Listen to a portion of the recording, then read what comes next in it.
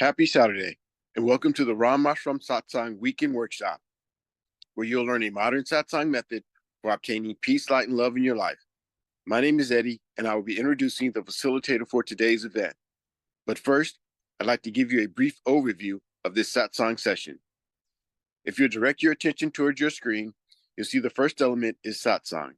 Satsang is a scientific method whereby we may obtain peace, light, and love in our life. It requires no physical skill, spiritual accomplishment, or meditation experience to begin its practice.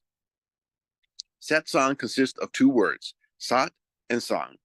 Sat means positive energy, and Sang means to be with or to be in the presence of.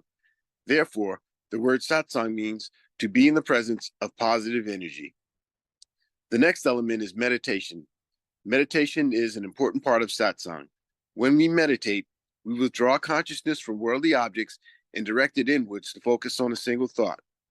In doing so, our minds become calm and our thoughts become pure, thereby allowing us to obtain higher states of consciousness, such as enlightenment, peace, light, and love. Inner orientation. There are two types of satsang, inner satsang and outer satsang. An example of outer satsang would be chanting or attending pilgrimages.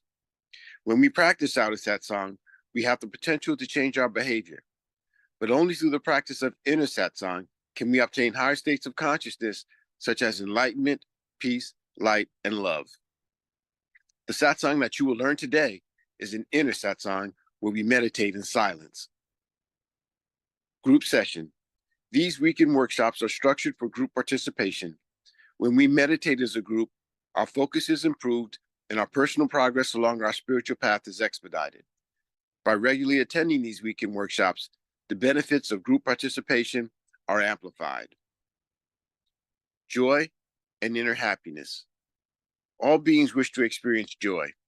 Joy is the eternal longing of the soul, but only through the practice of inner satsang can we obtain a joyous state. Each time we practice satsang, our inner happiness gradually increases, ultimately culminating in a state of joy, which we experience 24 hours a day, 7 days a week. The agenda for today consists of 3 sessions: the informative session, the practice session, and the interactive session. During the informative session, a lecture will be given about a satsang topic, the founder, or some relevant spiritual topic. During the practice session, you'll receive instructions on how to meditate, followed by a period of practice. During the interactive session, you have the opportunity to ask questions, or there'll be a panel discussion. And now, I'd like to introduce the facilitator for today's event. He has over 40 years of satsang experience. He is the grandson of Guru Maharaj, the founder of Ram Ashram Satsang. He was born into a satsang family where he experienced his family members obtain states of enlightenment and lead lives of peace, light, and love. At an early age, he began traveling with the mission throughout India, facilitating satsangs. And during that time, he witnessed the positive effects that satsang could have on mankind. And upon arriving to the United States, both he and his wife continued to facilitate satsangs for local satsangees. He has led teams of satsang members in translating important satsang literature into English and has worked tirelessly to make satsang more accessible to Western and English-speaking audiences.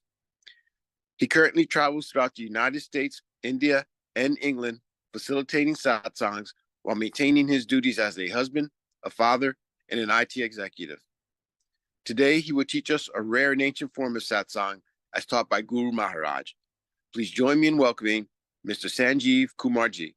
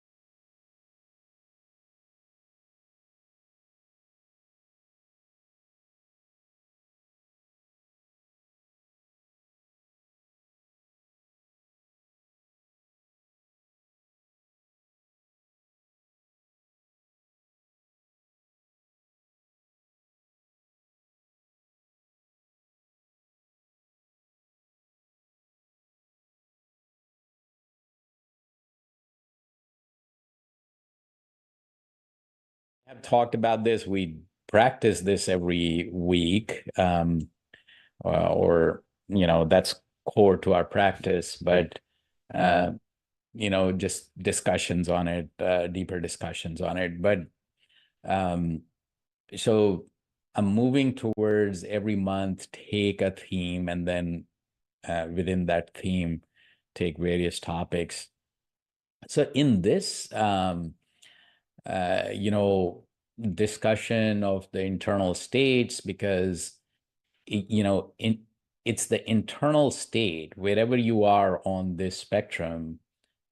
That's how you react to the outer world. Um, so based on some of the recent conversations and um, a thought that has been evolving is, um, you know, to focus on a concept uh, of focus on mental resilience. Almost like came to the school of mental resilience, because so where it is coming from is that, as Guru Maharaj says, that this practice, um, works or starts in the realm of the mind. And the idea is that don't waste time on the realms below.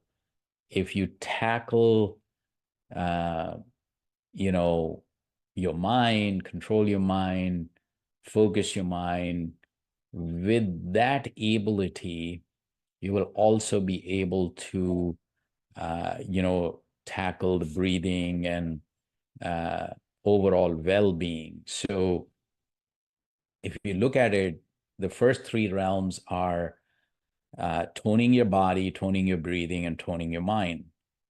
So essentially, at the top of the third realm, you should and you will have mental resilience. So it's and mental resilience is, in some way integrally connected with physical resilience, in the sense that mental well-being and physical well-being overall are very well connected. If I go back years and years, uh, my father would not talk to me directly about, any, uh, where I am spiritually speaking and all that. That was like just a given. Satsang was a backdrop, and everything else worked within it in the family.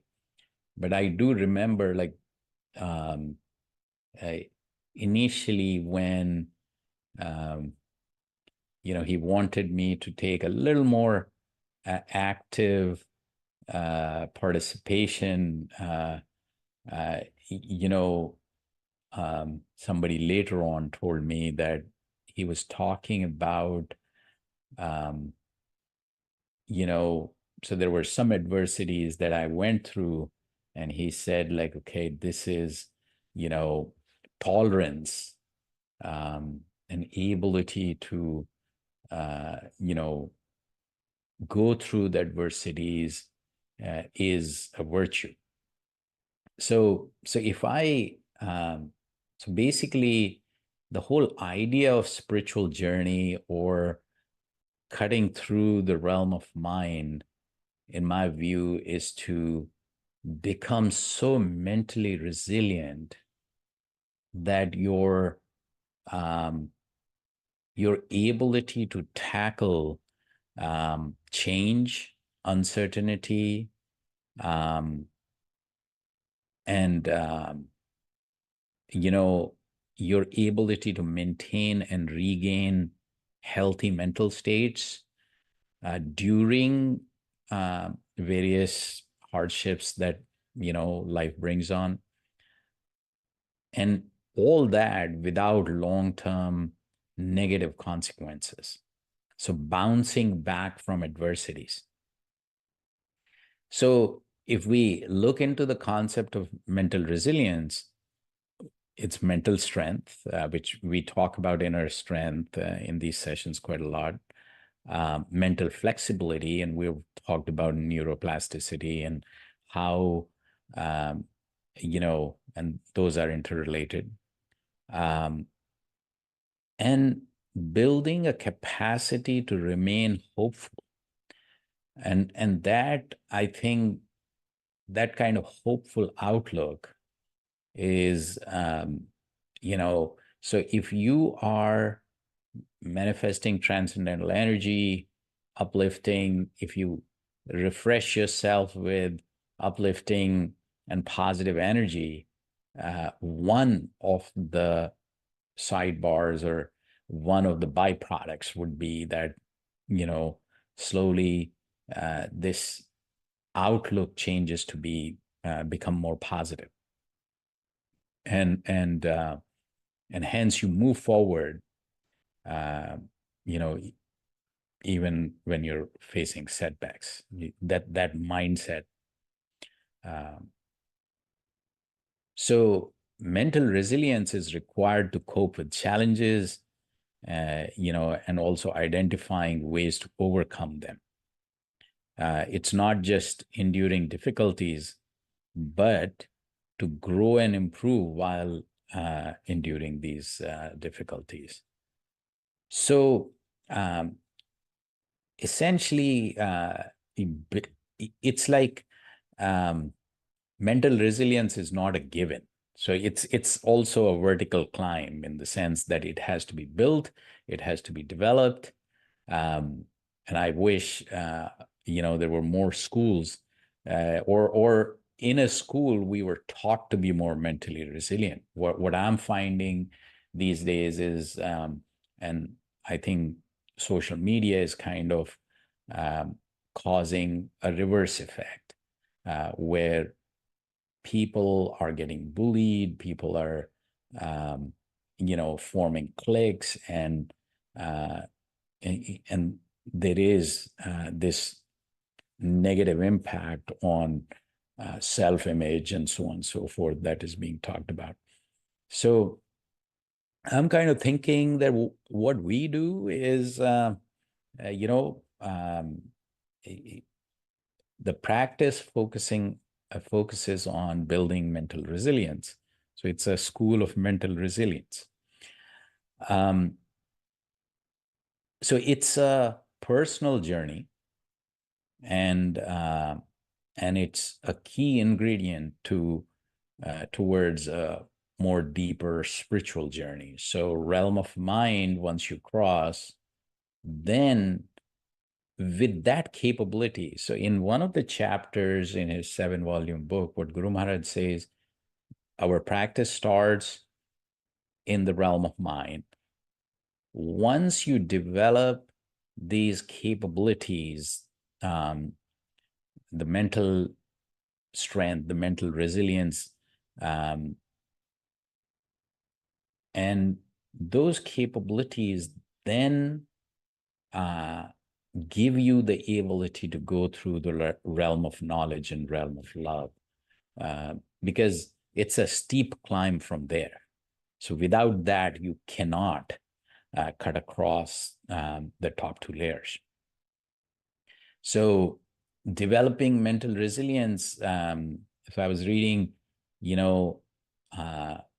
is it, so I don't know, it's like a catch-22, but finding purpose in life, giving life meaning, and contributing to others' well-being is integral to mental resilience. Believing in yourself, having a positive view of yourself. But a lot of discussions about mental resilience, in one way, shape, or form, also comes to building healthy relationships, developing a social network. And, if I look back at Guru Maharaj's approach, was like, let's not he didn't want to define a religion, define a very hard line sense of like you need to register. He said, just live, um, you know, in almost like a family like environment you create, and have this bond which is strong. So part of satsang is this family concept, which essentially to me is uh, the the support system that you build. And as we talked about, like hopeful outlook, and then nurturing yourself. So essentially, the bottom three realms are about well-being, about uh, you know um, it's like you have the body, the mind. How do you optimally use it? um, so sometimes the things that we do which pour in negativity or toxins in the body, uh, we need to figure out a way to minimize that, figure out a way to um, transcend that. So in a way, mindset shifts, practice, and healthy habits. Um, so all that is integral to. So practice, obviously, is integral to satsang, uh, but healthy habits develop when you have the ability to steer your, uh, you know, your inner strengths you utilize towards building those habits, and that mindset shift is actually, so all that works in tandem to get you to a better place. So in terms of mental resilience, um, interestingly, I was reading an article. It talked about, you know, protect your downtime or your energy. So, give yourself some time. And when you practice meditation, that's one way you can do it. Changing the mindset we talked about, building relationships we talked about. Um, and then, interestingly, it also talked about focus on the present. So, uh, as we say, have discussed in the context of inner peace, that being in the present moment, or trying to not to dwell in the past or future, uh, reduces your worry and anxiety. And that also is, in a way, contributing to your mental resilience. And then focusing on what we can change rather than dwell on other things that are way outside of our control. Being grateful, um, you know, and so gratitude is a very, very, very powerful tool to. Uh, so all these things actually come together to develop, a very strong set of tools, which then result in mental resilience. And so I was thinking that, maybe think in terms of what all across the world, there's um, so many practices that uh, contribute towards mental resilience. Maybe, do further research on that. And essentially, if I look at this, you know, 5-step process, um, top of the third realm, you are mentally resilient. And that strength takes you through the rest. Now, interestingly, in another variation of this diagram, you know, I talk about 3 um, levels of, you know, so at the top of the third realm, you have like the solar phase, right? The top arrow talks about solar phase. Solar phase is where you have your own light rather than in the lunar phase where you're reflecting other, uh, you know, light from another source. So having your own light within is essentially, you know, this strength that you gain in terms of knowledge, in terms of, um, you know, this aura, this positive, um, this positive energy becomes so abundant. So at the first level of that is top of the third realm. And that's when you essentially become a guru. When you go to the top of the fourth realm, you become a Sadguru, or your capabilities of transforming others now have multiplied. And at the top of the fifth realm, you become a Samar Guru, or the third level, where, you know, as I think in one of the sessions we talked about, you know, just there is uh, um, a, you know, story from Buddha's journeys when he met with, you know, in a jungle, he met with Angulimal, who was, you know, who used to kill people, take all their belongings and, you know, whatever they had, and used to, you know, so that was his way of life.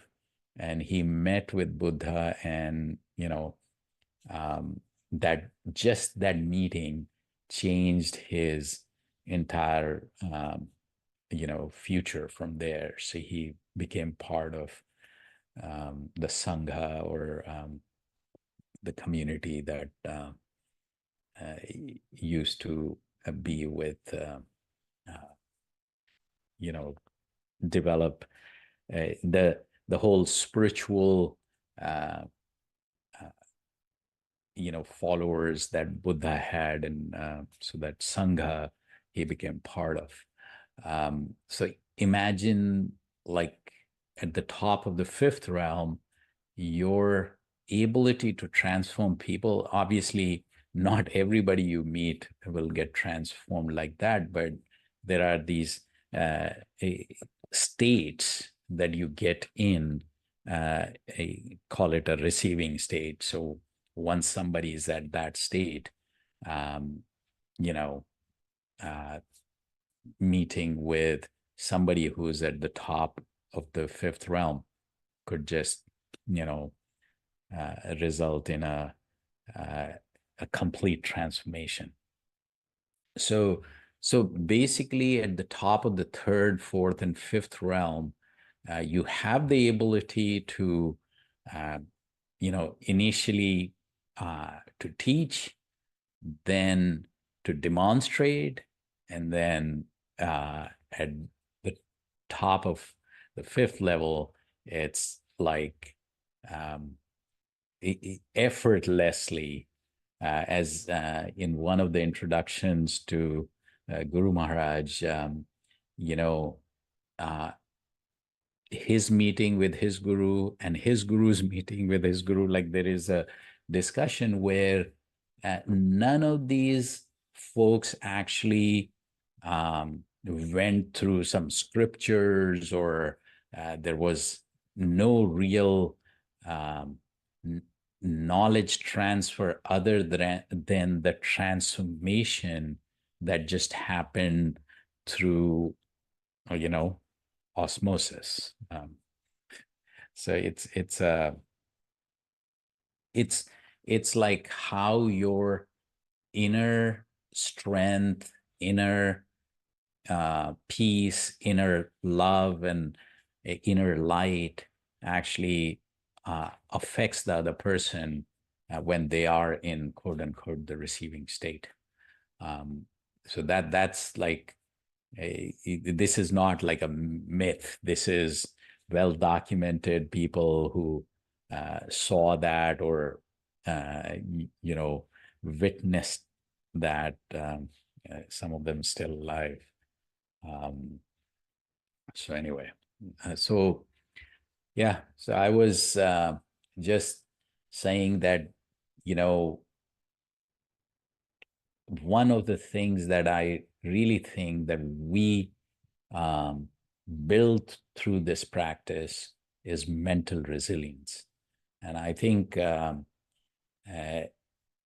literally thinking that there are various, see, even uh, in this thinking, one of the things that comes to my mind is like the belief and faith contributes heavily to mental resilience in the sense that when um, you know we strongly believe, you know, we have this uh, almost this connection and this strength that comes with it. Um, so as we're seeing that, you know, people, um, the more you go away from faith and belief, it affects. And today, I think if we look overall, um, the ability for people to really um, connect with within their own strength gets lessened if you know. So anyway, I think that's another topic for another day. But um, so let's practice how to build mental resilience. Let's get into that.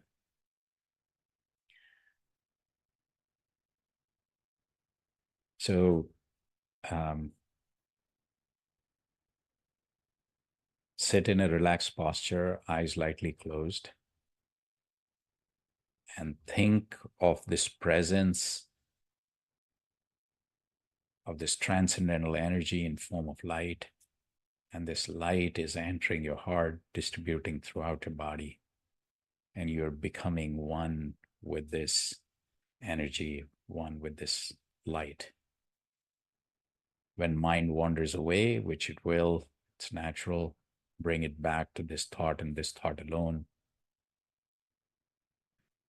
That this transcendental energy in form of light is right here, right now, and it's entering our heart, enlightening our heart, and then it's distributing throughout our body. And we are becoming the light. So inside and out, we're this energy, this light. And we'll start with music that helps the concentration. Then we go into deep silent meditation on this transcendental light.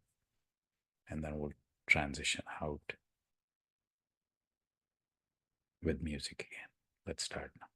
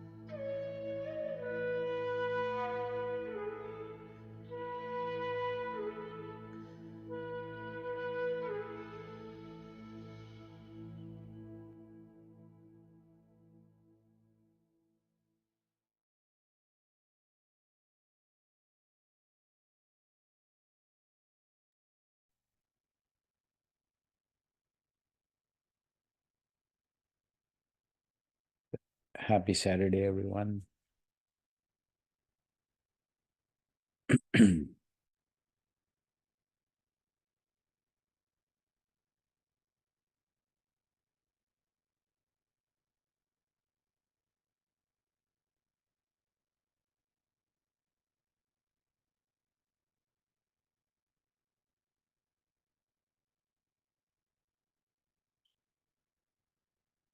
So not sure where to start, but maybe Arvindji, how about you? Namaskar, Namaskar, Pooja Bhaiya. Happy Saturday, everybody. And it is my privilege and pleasure to be able to join today. Thank you. Yeah, you were talking about resilience, Bhaiya, and that is such an important aspect in all our lives. And whilst you were speaking, to be frank, I just thought there's nothing to add. You really have said absolutely everything.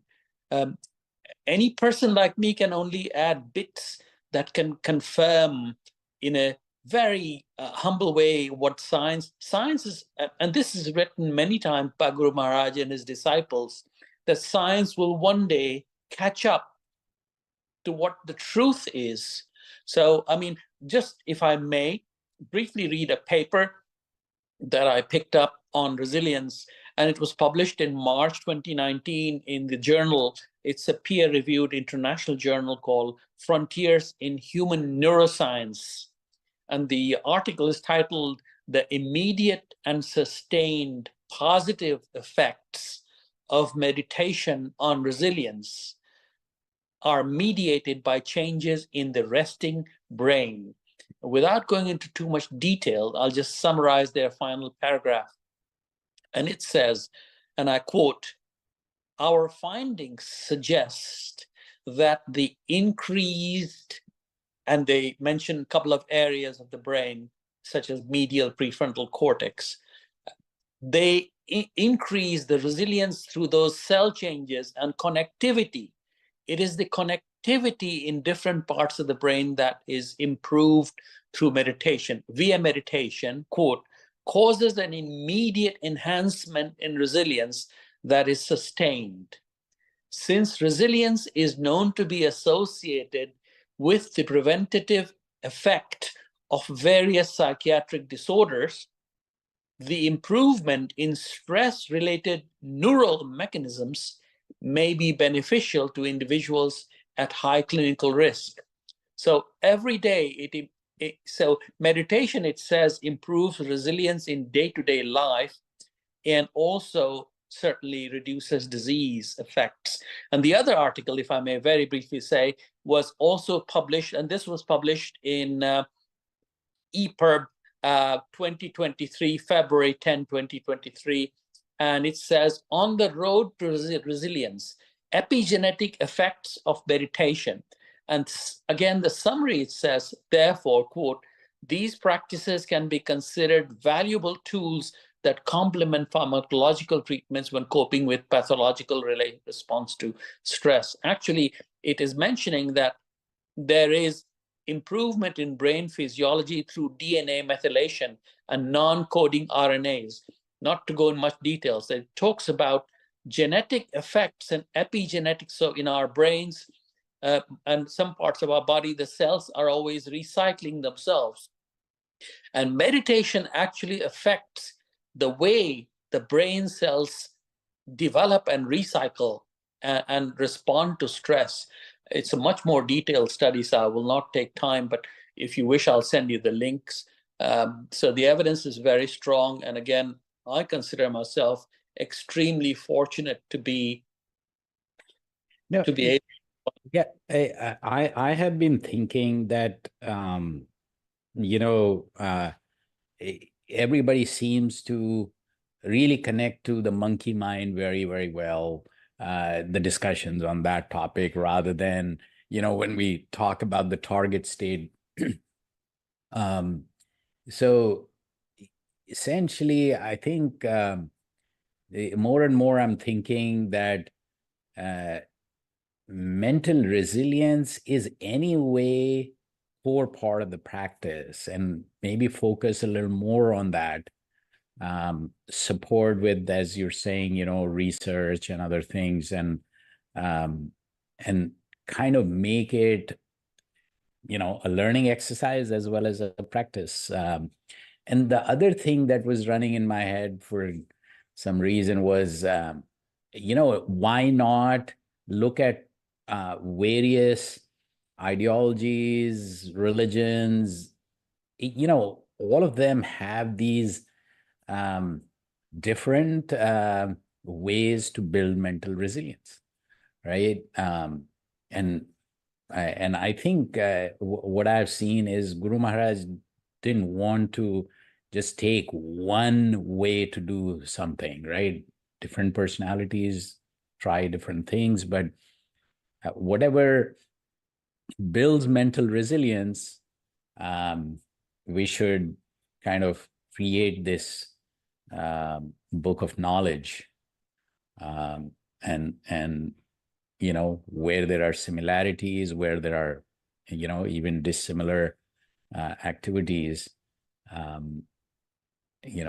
at least bring all those together, and then people can decide what they want to do. Amazing. So true. Yeah. So Liz, Steve, Stacy, AC. Hey, Steve. Hello. You have been quiet, so yeah.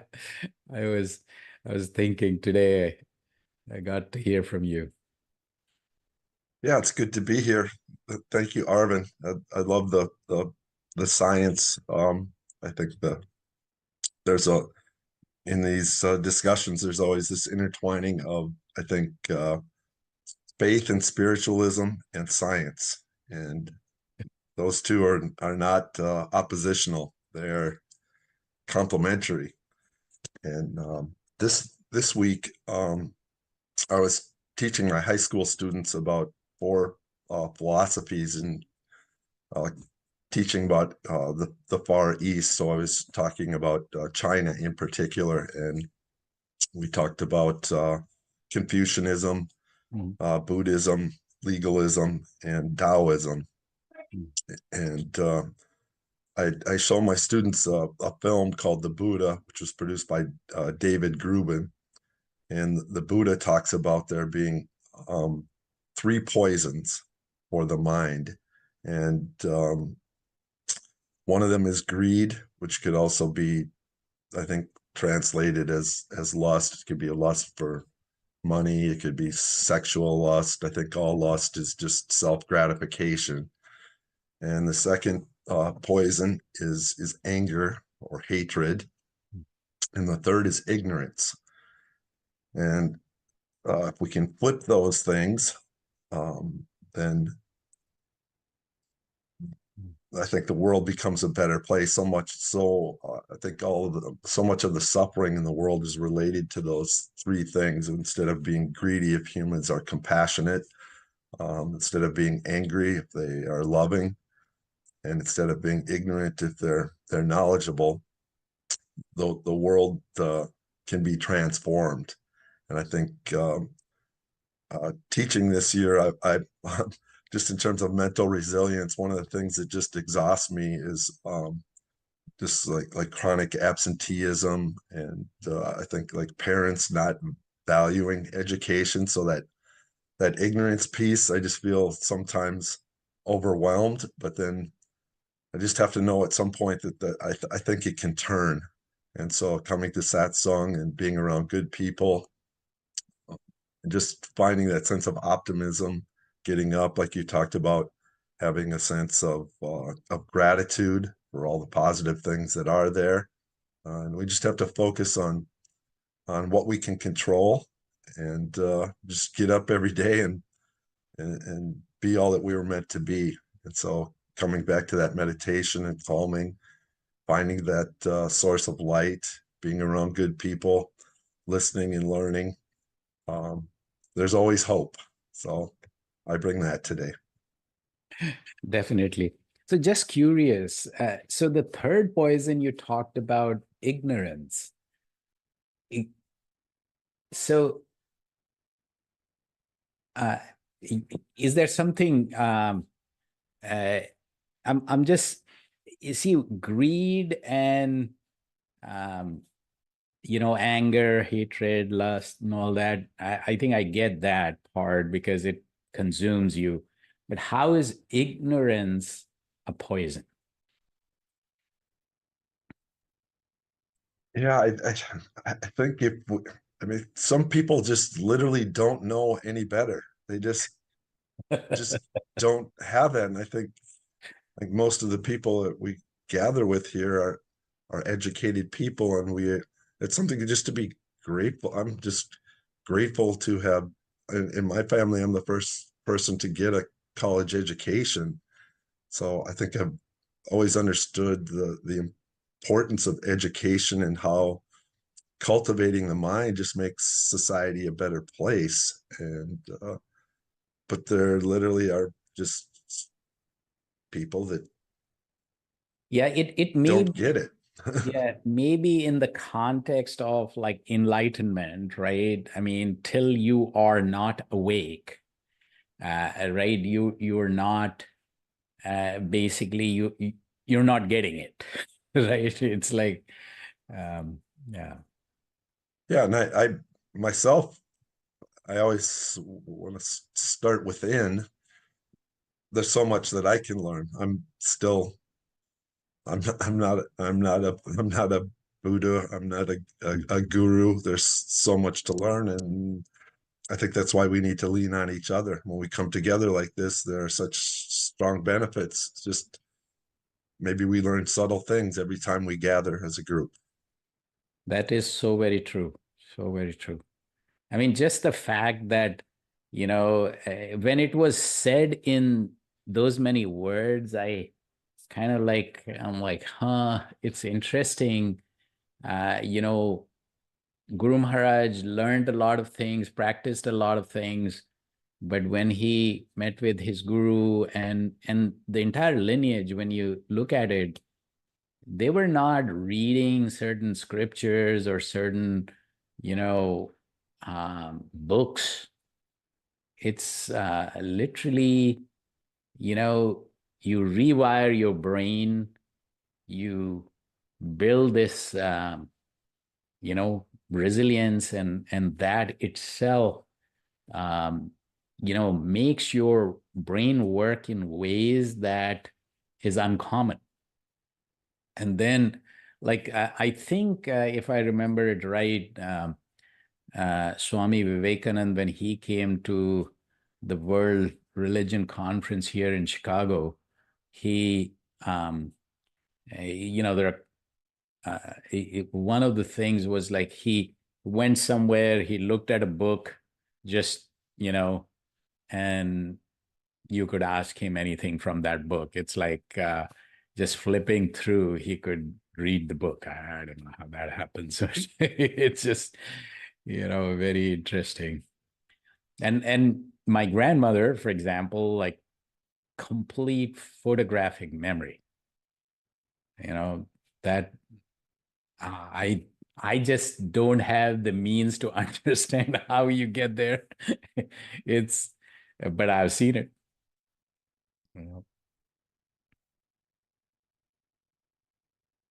I mean, incredible. It's like she would meet hundreds and hundreds and hundreds of people, and somebody comes 2 years later, she would start where they left off.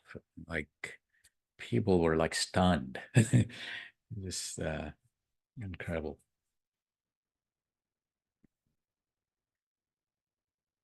So Liz, how are you? Happy Saturday, everyone. As usual, it was wonderful meditating with you, the highlight of my weekend.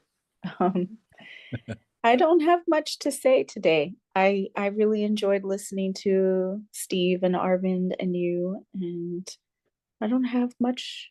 I hope that's okay, but I enjoyed being No, here. and I'm just not Steve decided to just stay quiet for weeks, right? So, and I actually like that personally. Sometimes I feel I had that ability to do. Sometimes after meditation, I just don't feel like saying anything at all. But And I also want to hear other people. They have such beautiful insight. So yeah, let's do that. So AC, would you like to say something today? Just, any thoughts, comments?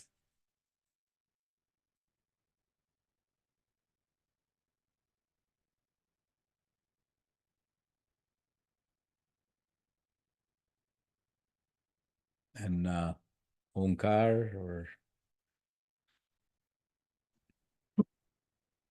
Namaste, Bhaiya. I am just enjoying the moment. Nothing. Today was like awesome. So how do you like this concept of the school of mental resilience? Actually, I was talking to someone at length about this concept, and they came up with, call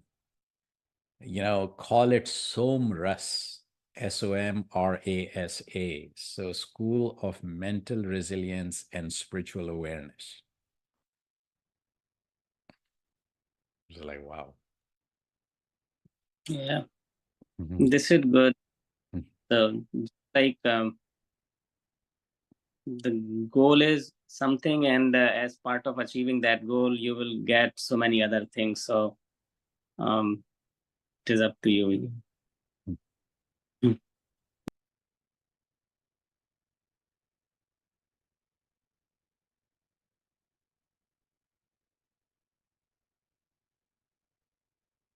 So Geeta, anything on your end before I ask Eddie to wrap up? And AC. It was a great session. I'm just soaking it in. It was very deep today. Thank you. It was amazing. Yeah, I think we all can relate to being mentally resilient, right? It's such an important thing. Yeah. So Eddie, what's the wrap up?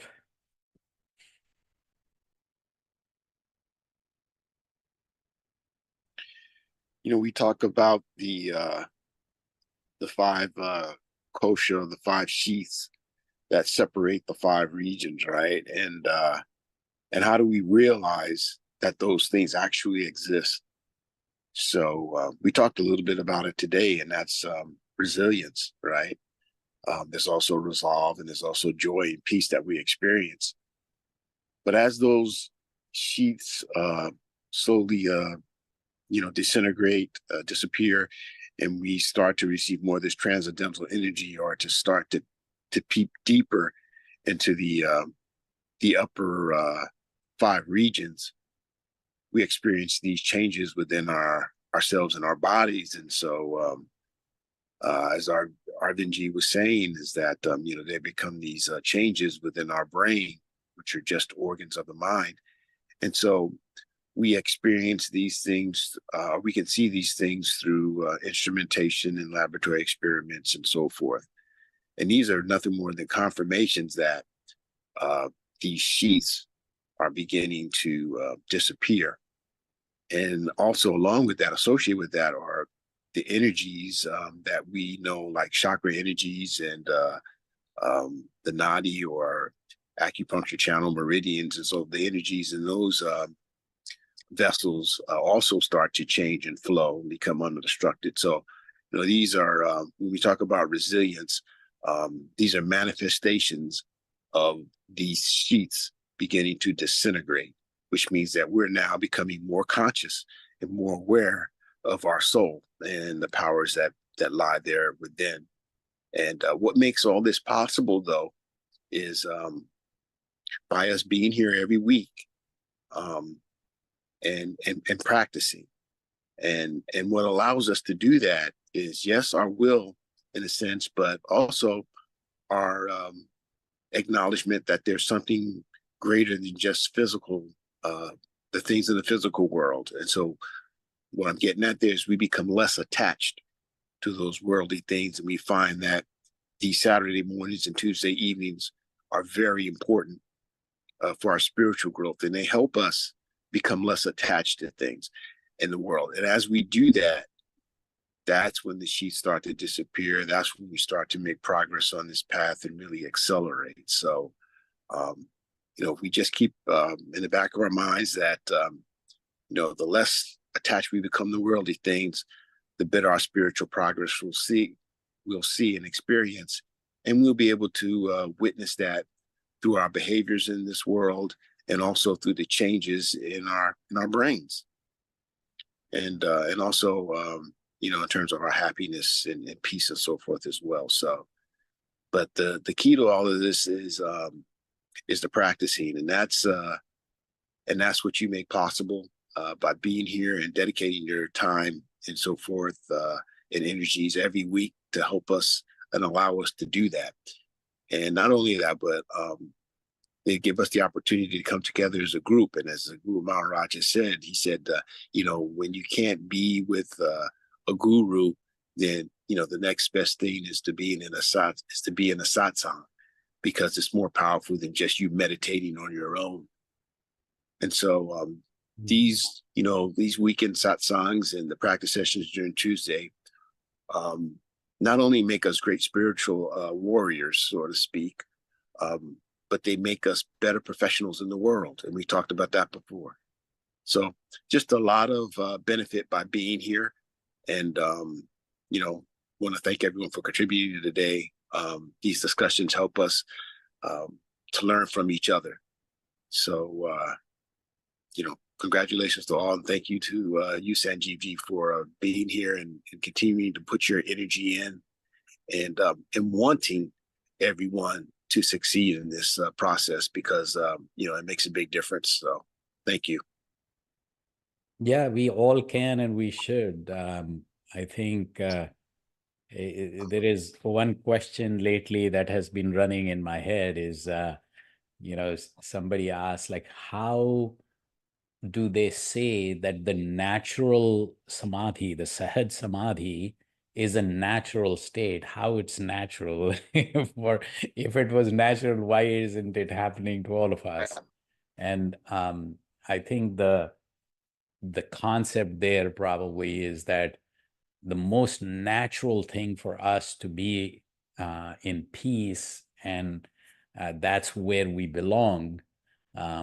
But somehow, because of various sheets or realms and the covers that it's like a lamp. I mean, the more the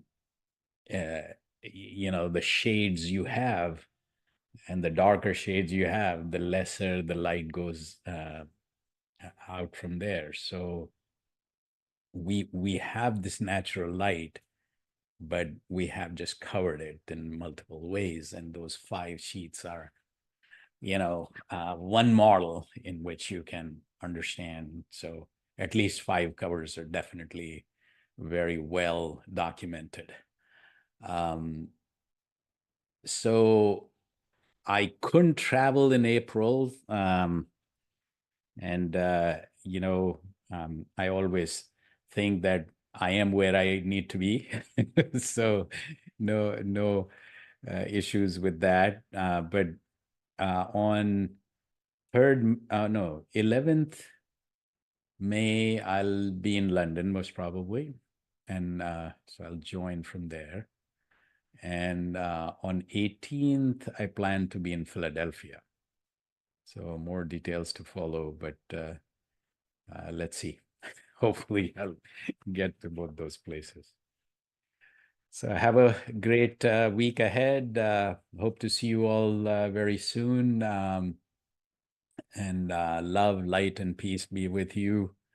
And as Eddie, you said, practice, practice, practice. And there is no better thing, other than being with light, is to be with all of us in satsang. So the group sessions are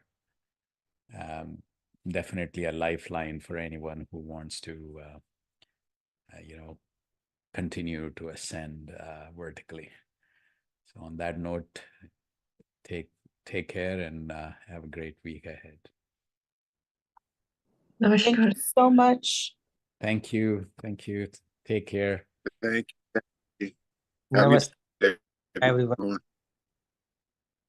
Namaskar. Namaskar, Arvind ji. Sangeeta ji. Namaskar. Namaskar. Namaskar. Bye, Steve, Eddie, Renu ji, Mahima ji, Bhanu. Radhe प्रणाम भैया प्रणाम जी। भैया सबको प्रणाम Namaskar. Pranam, Bhaiya. Namaskar, Poonam ji, Sangeeta ji. Radhe Pranam Bhaiya.